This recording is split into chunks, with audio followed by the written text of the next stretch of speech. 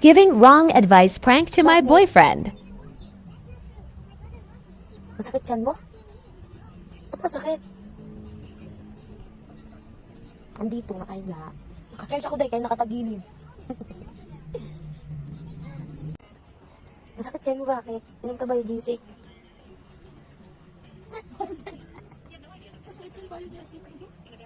Kala nung anong gamot nila eh.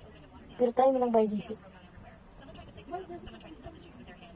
Tae mo yan. Tae mo daw. Masasakit din ngipin mo. Wala. Try mo Diatab.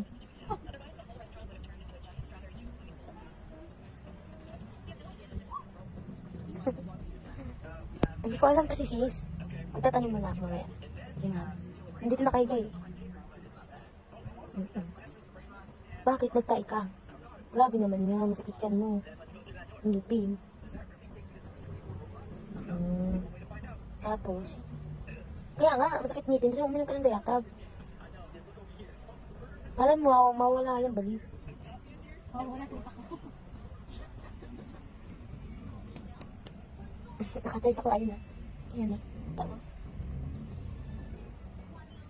Nagtae ka naman siguro or hindi? Alright ko. Saray ko. Tapos yung ngipin mo, ano ba yan? Bagong cleaning? Aray. Tapos masakit yung ano mo, yung ulo mo. Ay, ano ba masakit? Tiyan. Meron kang ano, biogesic nga ni. Biogesic nga ni. Try mo lang, malay mo wala.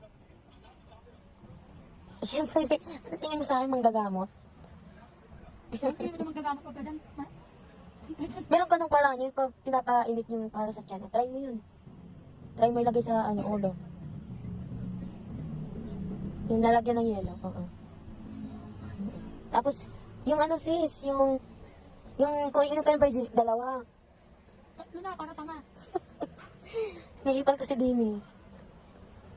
Kasi sino pa? Hindi itong isa. Inumin mo para maging tala. Kung masakit, pag nasakit yung ano mo, masyadong sakit yung gamot sa ano mo, sa ngipin, dalawa din Diatab inumin mo. Pag. Andito kasi siya eh, mahal. Ano ba sumasabat ka, mahal? Tinturuan na nga kita, nang gumaling ka.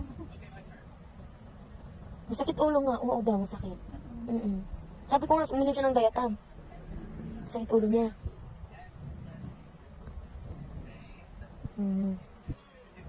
Kasi, mama niya kasi ano.